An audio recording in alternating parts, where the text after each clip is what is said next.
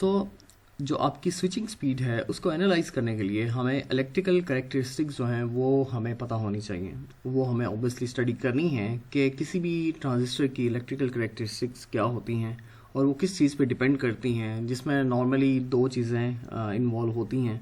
एक तो आपकी एस्पेक्ट रेशोज़ जो हैं वो इन्वॉल्व होती हैं। एस्पेक्ट रेशो बेसिकली क्या होती है, W और L जो आपकी रेशो है ऑफ अ ट्रांजिस्टर, वो आपकी डिपेंड करती है, लाइक वो अफेक्ट करती है आपकी इलेक्ट्रिकल करेक्टरिस्टिक्स को। Secondly the other thing is the parasitic resistance and capacitances, ये भी आपकी लाइक जो स्विचिंग स्पीड है उसको अफेक्ट करती हैं। So then we have then we have dimensions of every feature, like dimension जो है वो of every feature affect the electrical performance of the circuit। ये हम बात अभी लास्ट स्लाइड में की है। in VLSI switching speed of some gates will be critical। Normally क्या होता है कि हमें ये ऑब्जर्व करना होता है अपने एक पूरे नेटवर्क में कौन से गेट्स ऐसे हैं जो कि अफेक्ट कर रहे हैं हमारी स्विचिंग स्पीड को। So this is a important factor.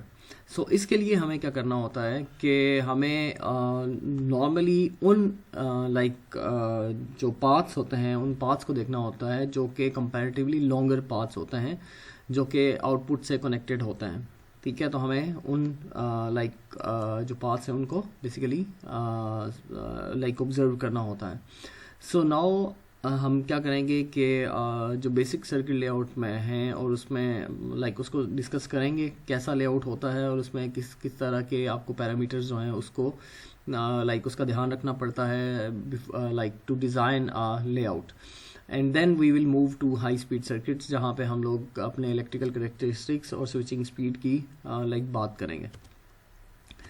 Normally हम ये कहते हैं कि जो आपका फिज़िकल डिज़ाइन है it is done using a software जो कि लेआउट एडिटर होता है। जैसे अभी आप एक लेआउट एडिटर यूज़ कर रहे हैं जिसे हम लोग माइक्रोविंड यूज़ कर रहे हैं। ठीक है, तो इसका पर्पज़ यही होता है कि आप एक स्पेसिफिक डिज़ाइन बना सकें अपनी आईसी का, जो भी आपकी रिक्वायरमेंट है आप उसको फुलफ़िल कर सकें।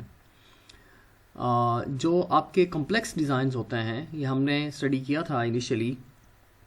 जो आपके कॉम्प्लेक्स एल्गोरिदम्स होते हैं उनको डिज़ाइन करने के लिए क्या होता है कि आप छोटे छोटे ब्लॉक्स में अपने एल्गोरिदम को डिवाइड करते हैं और उन एल्गोरिदम्स उन ब्लॉक्स को, वो जो छोटे ब्लॉक्स बनते हैं उनको आप बिल्ड करके दोबारा कॉल करके आप अपना कॉम्प्लेक्स एल्गोरिदम जो है वो डिज़ाइन करते हैं। जैसे हम वेरीलॉग में इंस्टेंशिएट करते हैं, यहाँ पे भी वैसे ही आप उतने जो आपके स्मॉल सेल्स हैं उनको कॉल करते हैं और उससे एक बिगर पिक्चर जो है या बिगर एल्गोरिदम जो है वो डिज़ाइन करता है। यहाँ पे बेसिकली इसी तरह का काम होता है। और इसमें एक और इम्पॉर्टेंट चीज़ ये है कि एक तो होता है कि इनको हम कॉल करते हैं, दी अदर थिंग इज़ कि आपने ये भी बताना है कि कौन से ब्लॉक्स कैसे कनेक्टेड होंगे, कौन सी इनपुट्स कौन सी आउटपुट्स के साथ कौन सी आउटपुट्स कौन सी इनपुट्स के साथ कनेक्टेड होंगी, वो आपने सारी वायरिंग करनी होती है। मेटल लेयर से आप सारी वायरिंग भी करते हैं। ठीक है, तो आपका फिजिकल लेवल पे ये सारी चीज़ें इंक्लूडेड होती हैं। सो the layout must be an accurate representation of the logic network। अब आपका जो schematic डिज़ाइन होता है और जो आपका ये डिज़ाइन बनता है लेआउट का, ये दोनों एक्यूरेट होने चाहिए। जो कनेक्शंस आपके CMOS स्कीमेटिक में होते हैं वही कनेक्शंस आपके फिजिकल लेआउट लेवल पे होने चाहिए, तो तब जाके आपका फंक्शन जो है वो प्रॉपर वर्क कर सकता है। ठीक है, आपके कैड टूल्स में ऑप्शंस होती हैं जिसमें आप इसको आप कंपेयर भी कर सकते हैं कि कोई कनेक्शन मिसिंग हो तो आपका कैड टूल उसको हाईलाइट कर देता है। सो कैड टूल्स में क्या क्या ऑप्शन होती हैं आपके पास। एक कैड टूल मैं इसमें जो डिफरेंट सब टूल्स होते हैं मैं उनको हाईलाइट कर देता हूँ।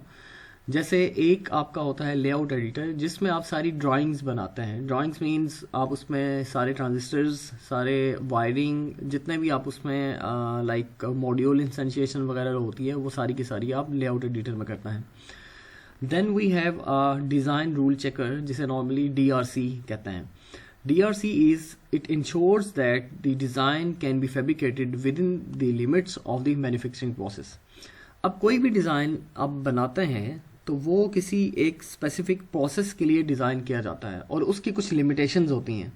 उसकी सम लिमिटेशंस, कुछ लिमिटेशंस हम इस सेशन में आगे देखते हैं कि वो क्या होती हैं, लेकिन नॉर्मली उसकी कुछ लिमिट्स होती हैं उस मैन्युफैक्चरिंग प्रोसेस की। सो वो फुलफिल करना ज़रूरी होता है। डिज़ाइन रूल चेकर आपको ये बताता है कि अगर आप कोई उसकी लिमिट जो है वो अगर आप करें, लाइक उसको वायलेट करें, तो वो आपको हाईलाइट करके बता देता है। सो आपको DRC जो है ये चीज़ें क्लियर कर देता है। Then you have extraction and converts the layout into net list. इसके बाद क्या होता है, जब आपने लेआउट बना लिया तो उसकी एक नेट लिस्ट जनरेट होती है, ताकि आप इस नेट लिस्ट को अपना जो इलेक्ट्रिकल नेटवर्क था या जो आपकी इसकी सीमो स्कीमेटिक थी उससे आप कंपेयर करें। कंपेयर करके आपको आइडिया हो जाए कि कोई चीज़ आपने मिसिंग तो नहीं है, लाइक आपने कोई कनेक्शन मिस तो नहीं कर दिया। आपका स्कीमेटिक से आपका फिजिकल लेआउट जो है वो कंपेयर हो सकता है।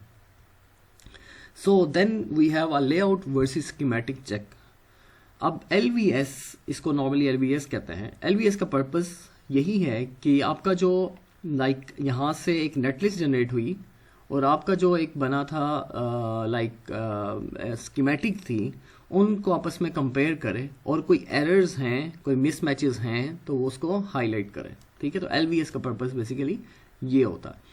Then we have some other tools जिसमें प्लेस एंड राउट और electrical rule checker and spice simulator, ये सारे टूल्स जो हैं ये भी आप यूज़ कर सकते हैं, ये भी आपके पास अवेलेबल होते हैं।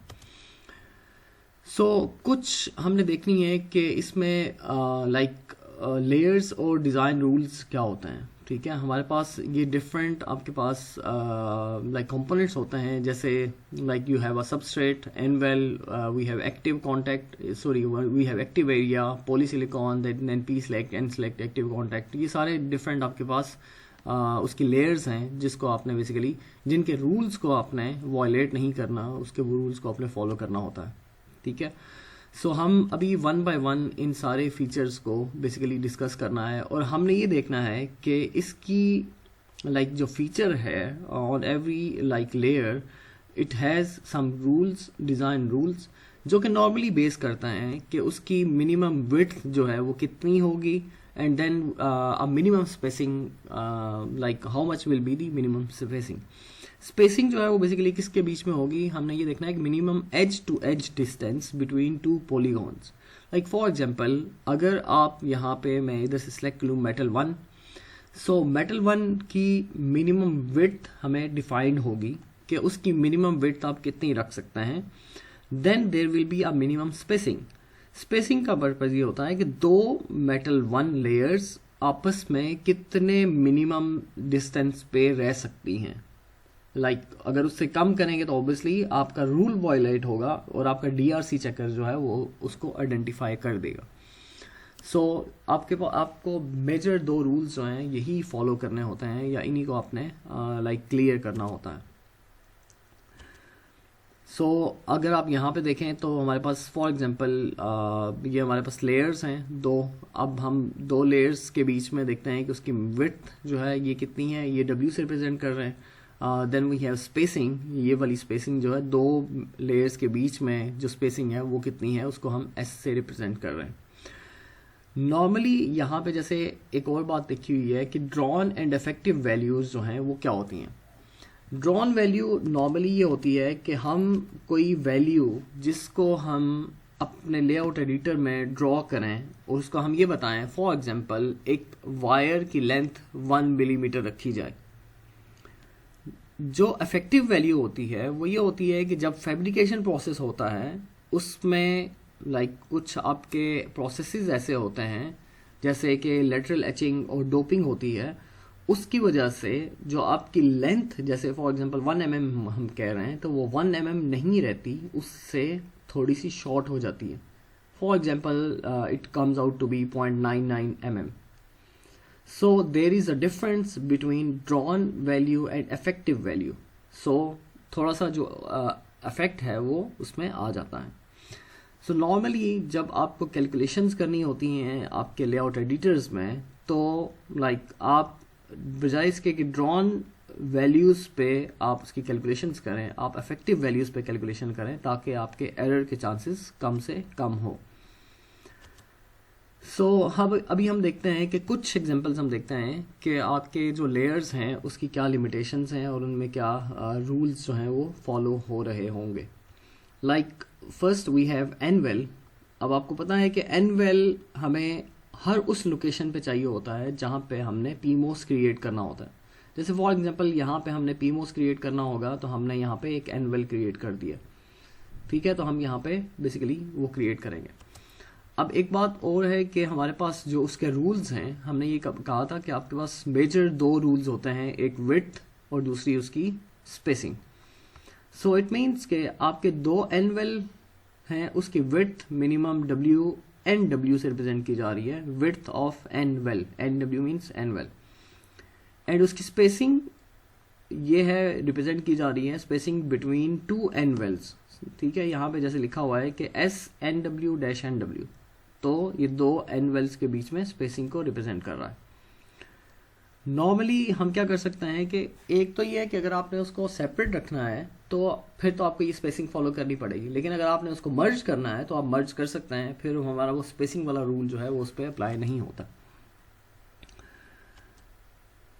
Then we have another area या अनदर लेयर जिसे हम एक्टिव एरियाज कहते हैं। अब देखिए एक्टिव एरियाज वो सारे रीजन्स होते हैं जहाँ पे आप डोप करके यहाँ पे कुछ एरियाज पे आप लाइक क्रिएट कर सकते हैं एन प्लस या पी प्लस रीजन्स, ठीक है। तो ये आपके एक्टिव एरियाज होते हैं। इसमें भी आपके पास रूल्स होंगे। इसका जो मिनिमम विड्थ है वो डब्ल्यू ए से प्रेजेंट की जा रही है और इसकी स्पेसिंग जो है वो आप एस ए डैश ए से रिप्रेजेंट कर रहे हैं कि दो एक्टिव एरियाज के बीच में मिनिमम स्पेसिंग क्या होगी। अच्छा, अब हम ये जो बात कर रहे हैं कि आपकी मिनिमम विड्थ हो सकती है और मिनिमम स्पेसिंग हो सकती है, ये सारे रूल्स आपके माइक्रोविंड में लिखे होते हैं कि आपका कोई भी टूल है उसका क्या स्पेसिंग और विड्थ होगी, ठीक है। इसको हम आई विल ट्राई कि इस सेशन के आखिर में मैं आपको माइक्रोविंड ओपन करके उसमें दिखा सकूं कि आपके पास ये स्पेसिंग्स कहाँ पे लिखी होती हैं। जहाँ पे आपके पास लाइक एक्टिव एरिया नहीं होगा वहाँ पे आपके पास फील्ड ऑक्साइड होगा ताकि आप इंसुलेशन प्रोवाइड कर सकें, ठीक है। ये बात हम डिस्कस कर चुके हैं पहले। Then you have doped regions, ठीक है। अब हमारे पास डोप्ड रीजन्स जो होते हैं वो होते हैं ये N plus regions, active regions जो हैं ये हमारे पास एन सिलिकॉन रीजन्स हैं। N plus region is formed where active and N select overlaps. Like ये आपका N select region है और ये आपका active region है। यहाँ जहाँ जहाँ पे ये overlap होते हैं वहाँ पे हमारे पास N plus जो है वो form होता है। इसमें आपके पास दो rules जो हैं वो है width of active area and then you have a spacing of active and N select region। इसको अगर हम टॉप से देखें तो आपके पास इस तरह का एक व्यू बनेगा। तो आपके पास एक ये स्पेसिंग है और एक आपके पास ये width है, ठीक है। तो आप इन दो रूल्स को फॉलो करते हैं for N N plus region. P plus के लिए देखें तो ये वही है, इसको थोड़ा सा आप लाइक चेंज कर लें जिसमें आपके पास लाइक पी सेलेक्ट रीजन है और एन वेल है। Then you have active and P select region, तो आपके पास ये दो तरह की स्पेसिंग आ जाती हैं। उसके बाद हमारे पास मॉसफेट्स हैं। मॉसफेट्स नॉर्मली क्या होता है कि आपके पास सेल्फ अलाइंड गेट्स जो होते हैं वो मॉसफेट्स के they are made when poly gate completely crosses N plus और पी प्लस रीजन। अगर आप इसको टॉप व्यू से देखें तो यहाँ पे आप देखें ये जो पोली सिलिकॉन है ये गेट तब बनता है जब इसको पूरा क्रॉस कर लेता है, लाइक इसके दोनों साइडों पे एक्सटेंड हो जाता है, ठीक है। तो ये तब रीजन बनता है। अब आपको मॉसफेट बनाने के लिए ऑब्वियसली पोली सिलिकॉन चाहिए और उस पर पोली मास्क होता है। इसके जो रूल्स हैं वो हैं लाइक मिनिमम पोली विड्थ और minimum spacing of two poly like poly lines, poly silicon lines. तो आपकी ये मिनिमम विड्थ होगी और इसकी मिनिमम स्पेसिंग भी होगी कि आप दो पोली सिलिकॉन, ये जो पोली सिलिकॉन लाइंस हैं उनके बीच में कितना मिनिमम डिस्टेंस आप रख सकते हैं। देन यू हैव कि एक्सटेंशन जो है वो कितनी होनी चाहिए उसकी भी आप मिनिमम उसकी वैल्यू है, डीपीओ से रिप्रेजेंट किया जा रहा है। It ensures formation of self-aligned MOSFET even after some registration error. So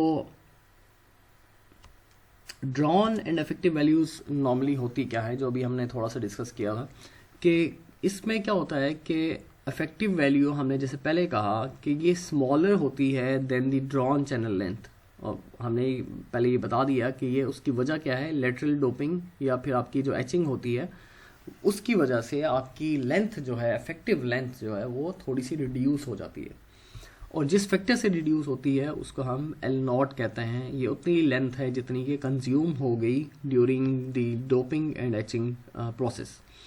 सो आपकी जो इफेक्टिव लेंथ बचती है that is represented by L effective, और इसकी विड्थ भी ऑब्वियसली चेंज हो जाती है, उसको हम डब्ल्यू इफेक्टिव से रिप्रेजेंट करते हैं। So as mentioned earlier, for accurate simulation results, CAD tools approximate effective values. वो effective values को approximate करके उससे calculation करते हैं, ना कि जो drawn widths होती हैं उससे calculation की जाए।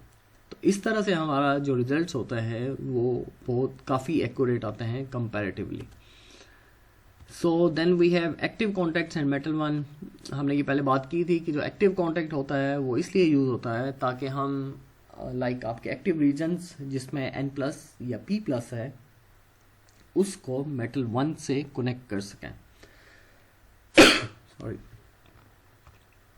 यहाँ पे अगर आप देखें तो जो आपका एक्टिव कॉन्टैक्ट है ये वाला, ये ब्लैक एरिया यहाँ पे शो किया जा रहा है, इसका एक मिनिमम डिस्टेंस है, डिस्टेंस मीन उसका मिनिमम साइज है, then it has like horizontal size, ठीक है, एक वर्टिकल साइज है, एक हॉरिजॉन्टल साइज है। तो आपके पास ये एक रीजन बन जाता है जिसे हम एक्टिव कॉन्टैक्ट कह रहे हैं। अब यूजुअली क्या होता है कि इसको एक स्क्वायर एरिया बनाया जाता है, उसके लिए आपको जो वर्टिकल और हॉरिजॉन्टल वैल्यूज हैं दोनों इक्वल रखी जाती हैं ताकि ये स्क्वायर बन जाए।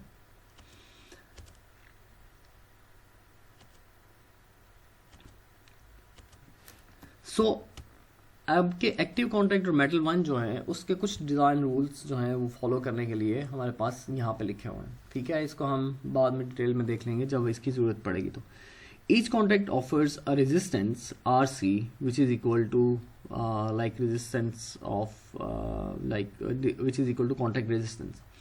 Multiple contacts are added to reduce resistance, जिसे R C E effective is equal to 1/n R C से रिप्रेजेंट किया जा रहा है। अब देखिए होता क्या है कि हमने ये पहले शायद डिस्कस किया था कि आपके पास अगर एक वो है, आपके पास अगर एक मेटल है जिसे हम इस तरह से प्रेजेंट कर सकते हैं। फॉर एग्जांपल आपके पास ये एक मेटल है, इसमें अगर आपने एक कॉन्टैक्ट लगाया हुआ है तो उसकी रेजिस्टेंस जो होगी वो होगी लाइक आर सी। लेकिन अगर मैं यहाँ पे मल्टीपल कॉन्टैक्ट्स लगा दूँ, जैसे फॉर एग्जांपल यहाँ पे लगा दिया, उसके बाद मैंने एक कॉन्टैक्ट यहाँ पे लगा दिया और एक कॉन्टैक्ट मैंने यहाँ पे लगा दिया, अब मेरे पास 4 कॉन्टैक्ट्स हैं। जब मैं यहाँ पे 4 कॉन्टैक्ट्स लगा दूंगा तो इसकी रेजिस्टेंस जो है वो 1/n मीन्स 1/4 RC हो जाएगी, क्योंकि ये सारे के सारे ये जो कॉन्टैक्ट्स हैं ये आपस में पैरेलल में कनेक्टेड हैं। जैसे फॉर एग्जांपल ये एक रजिस्टर है और दूसरा रजिस्टर हमारे पास ये है और तीसरा रजिस्टर हमारे पास ये है और fourth register is this one. अब आपको पता है कि ये चारों रजिस्टर अगर ये आपस में पैरेलल में कनेक्टेड हैं और हर एक रजिस्टर का जो आपके पास गिवन है उसका अगर रेजिस्टेंस R है तो ये पैरेलल में कनेक्टेड हो तो ये टोटल 1 लाइक आपके पास 4 बन जाएगा, 1/4 R हो जाएगा, ठीक है। तो आपकी रेजिस्टेंस जो है वो 4 टाइम्स रिड्यूस हो गई है, मतलब वो कम हो गई है। तो आप क्या करते हैं कि जब भी आपने आपके पास ऑप्शन हो और स्पेस हो कि आपको कॉन्टैक्ट्स लगाने पड़े, तो बजाय इसके कि आप एक कॉन्टैक्ट लगाएं आप मल्टीपल कॉन्टैक्ट्स लगाएं।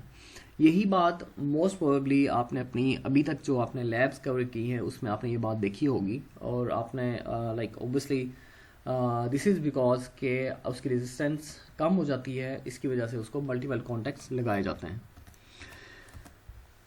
जैसे यहाँ पे देखें कि आपके पास एक्टिव और एक्टिव कॉन्टैक्ट्स और पॉली जो है उसमें कुछ एक एग्जांपल से रिप्रेजेंट किया जा रहा है कि क्या क्या आपको लाइक रूल्स फॉलो कर रहे हैं।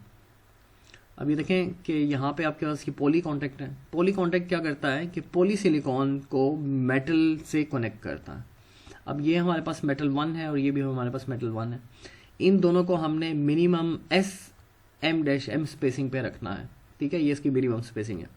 सिमिलरली जो आपका पॉली कॉन्टैक्ट है उसका जो डिस्टेंस है या उसका साइज जो है वो DPC होना चाहिए, PC means poly contact. Then इस पॉली कॉन्टैक्ट का ये जो कॉर्नर है पॉली लाइक आपका मेटल का, ये जहाँ पे जो मेटल प्लेस्ड है, इससे आपका डिस्टेंस जो है वो भी आपको क्लियर होना चाहिए, उसका मिनिमम डिस्टेंस वॉयलेट नहीं होना चाहिए। Then we have series and parallel connected MOSFETs. अब देखिए सीरीज में जब आपने कोई चीज़ कनेक्ट करनी है तो उसको कैसे कनेक्ट करेंगे, और आप पैरेलल में करेंगे तो फिर आपको क्या करना पड़ेगा। Series connected MOSFETs, like in series connected MOSFETs the space can be compact, और हम क्या कर सकते हैं कि उसकी वजह क्या है कि हम क्या करते हैं, सोर्स और ड्रेन को मर्ज कर देते हैं। जब उनको मर्ज करते हैं तो आपका एरिया ऑटोमेटिकली रिड्यूस हो जाता है। लेकिन जब आप उसको मर्ज करेंगे तो आपको ये रूल जो है ये फॉलो करना पड़ेगा। मतलब लाइक आप दो पॉलीसिलिकॉन मटेरियल्स को इतने करीब नहीं ला सकते कि वो ओवरलैप हो जाएं या इस रूल को, ये SPO-PO जो है, इस रूल को वॉयलेट करें। सिमिलरली जो आपका पैरेलल आपका कनेक्टेड MOSFET है उसमें स्पेस को कॉम्पैक्ट करने के लिए आप लाइक ड्रेन और सोर्स को तो मर्ज कर सकते हैं सॉरी, लेकिन उसमें जो गेट्स हैं उनको आपस में लाइक क्लोजर प्लेस करेंगे तो ये अचीव किया जा सकता है। सो फॉर एग्जांपल अगर आपने सीरीज कनेक्टेड MOSFETs लगाने हैं तो यहाँ पे आप देखें कि हमने एक MOSFET ये है यहाँ से लेके यहाँ तक, और दूसरा MOSFET यहाँ से लेके यहाँ तक। हमने क्या किया, हमने इन दोनों को कंबाइन कर दिया, ये बीच वाला रीजन जो है कंबाइन कर दिया, तो ये सीरीज कनेक्शन हो गया। लाइक ये अगर आपका ट्रांजिस्टर A है और ये ट्रांजिस्टर B को रिप्रेजेंट कर रहा है तो इट मीन्स A.B यहाँ पे आपको अचीव हो रहा है। इसमें जो रूल फॉलो करने वाला है वो ये पॉलीसिलिकॉन का रूल है कि आप इसको इतना क्लोज नहीं ला सकते कि ये आपका रूल जो है ये वॉयलेट हो, तो इसको आप अवॉइड करते हैं। और पैरेलल कनेक्टेड में क्या होता है कि आपका मिडल एरिया ये वाला जो है इसको आप कॉन्टेक्ट्स लगाते हैं ताकि और ये वाला जो आपके कॉर्नर्स हैं इनको आप आपस में ज्वाइन करके एक पैरेलल कॉम्बिनेशन आप बना सकते हैं, और इसमें आपके पास ये स्पेसिंग जो है ये वॉयलेट नहीं होनी चाहिए। अब आपके पास एक और ऑप्शन ये हो सकती है कि आपके पास सीरीज कनेक्टेड MOSFETs हों लेकिन उनकी विड्थ जो है वो डिफरेंट हो, ठीक है। तो यहाँ पे अब अगर आप देखें तो आपकी ये आपके सीरीज कनेक्शन है लेकिन इसकी विड्थ डिफरेंट है और इसकी विड्थ डिफरेंट है। विड्थ डिफरेंट होने का मतलब ये है कि आपका ट्रांजिस्टर साइज जो है वो रिड्यूस हो रहा है या बढ़ रहा है, ठीक है। तो इसको आपको ऐसे कनेक्ट कर सकते हैं, लेकिन ऑब्वियसली आपको ये रूल जो है ये आपको लाइक आना चाहिए और इसको आपने ऑब्जर्व करना होता है। So this was it for this session. मैं आई विल ट्राई कि मैं आपको अभी एक दफ़ा दिखा सकूं कि आपका जो माइक्रोविंड है उसमें रूल्स जो हैं वो कहाँ पे मेंशन होते हैं। आई विल ट्राई के रूल जो हैं वो हमें मिल सकें। हमारे पास अभी देखें जो डिज़ाइन ओपन हुआ है वो है 90 नैनोमीटर का, और इसमें हमारे पास डिज़ाइन रूल चेकर है, मेजर डिस्टेंस इंटरकनेक्टर एनालिसिस है, like this is design rule checker sorry. इसमें हमारे पास फाइल एक जगह पे होती है रेफरेंस मैनुअल, सॉरी ये डिज़ाइन रूल्स। ये अगर आप देखें यहाँ पे तो हमारे पास ये सारे रूल्स वो हैं जो कि अभी हमने स्टडी किए हैं, ये हमें साथ साथ देखने पड़ेंगे। जैसे ये देखें डिफ्यूजन N, डिफ्यूजन P, एनवेल का रूल, उसकी विड्थ, उसकी स्पेसिंग, यहाँ पे ये विड्थ गिवन है, ये स्पेसिंग गिवन है। तो ये इस तरह की चीज़ें जो हैं वो यहाँ पे हमें गिवन है। जैसे यहाँ पे एनवेल है, कॉन्टैक्ट है, फिर आपका पॉली है, उसके बाद मेटल का आपका विड्थ और स्पेसिंग है, मेटल 2 की विड्थ और स्पेसिंग है, मेटल 3 की विड्थ और स्पेसिंग है, और इसके जो वायर्स हैं उनका कितना डिस्टेंस होना चाहिए, उसकी स्पेसिंग कितनी होनी चाहिए दो वायर्स के बीच में। तो ये सारी इन्फॉर्मेशन जो है आपको डिज़ाइन रूल्स जो हैं उससे मिल सकती है। So this is it for this session. I hope to see you in next video inshallah.